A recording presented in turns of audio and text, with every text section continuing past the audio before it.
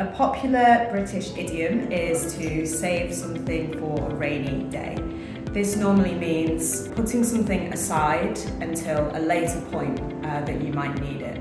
It's often used with money. For example, she didn't want to spend all of her money, she wanted to save some for a rainy day. I sometimes use this idiom as well with things like books and films. If there's a film that I really want to watch, I might say, oh, I'll save it for a rainy day, literally when it's raining.